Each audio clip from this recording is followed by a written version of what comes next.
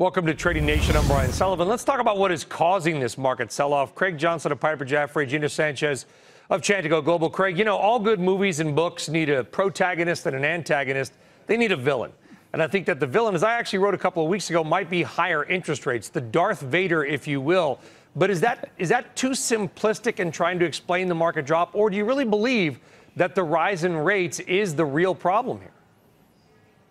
Brian, I absolutely think that this is one of the chief concerns that we've had about this market for a while, is if you go back and you look at a long-term chart of 10-year bond yields, we've been talking about this for a while, that this is a 36-year reversal in rates. And as an individual who likes to look at charts, when you reverse that downtrend from down to up, you typically get a momentum response and a quick move up. That's exactly what you're seeing happening in the bond market right now. Think about in the past when this has happened. You've seen this in the taper tantrum.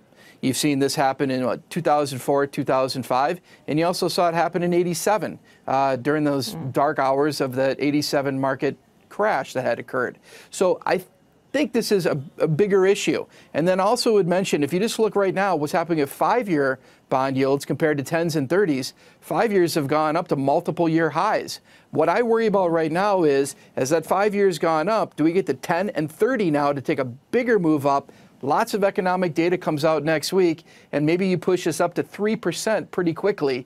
And I think that's going to be a bit of a problem for not only the fixed income market, spilling then over into equities. So got to be careful in here right now. Yeah, I got that. You know, Gina, the thing, though, I showed on Power Lunch today was that we forget that in 2012, 2013, the 10-year went from 1.5% to 3% in about 16 to 18 months.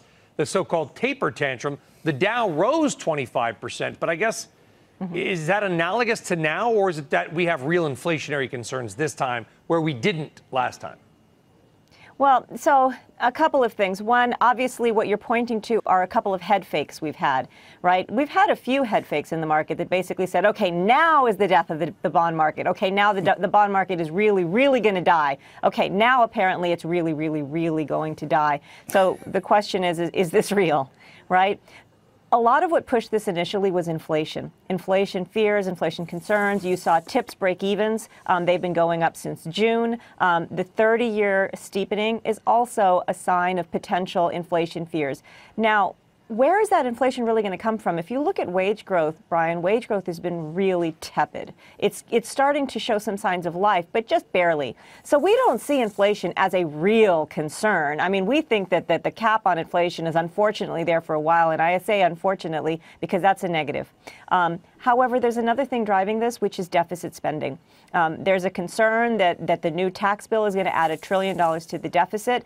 Now, that is a real concern, and one that we have actually just pulled the trigger on. So that is more concerning because it puts the U.S. into a more unsustainable position. So we have to see how that is going to play out. So I would say part of this is not a concern. I do not think we're going to see inflation to the level that's being priced into the market right now. However, the point of deficit spending, that is probably a bad idea at this point in the cycle. Craig, one more to you. I remember when 3% on the 10-year was considered low. Now, and that wasn't that long ago. Now it's considered high. Is 3% a real worry?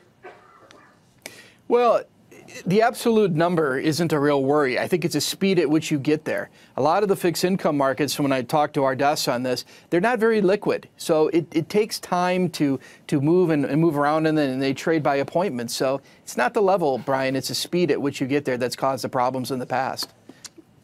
There you go. Craig Johnson, well said. Gina Sanchez, thank you. We are watching the velocity of money, at least the velocity of rates, as it were. Thanks for watching Trading Nation, everybody. I'm Brian Sullivan. We'll see you next time.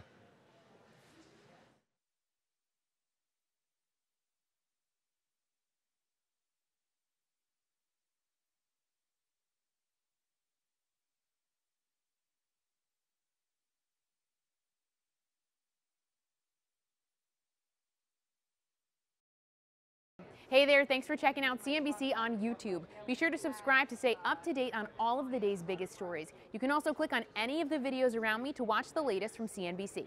Thanks for watching.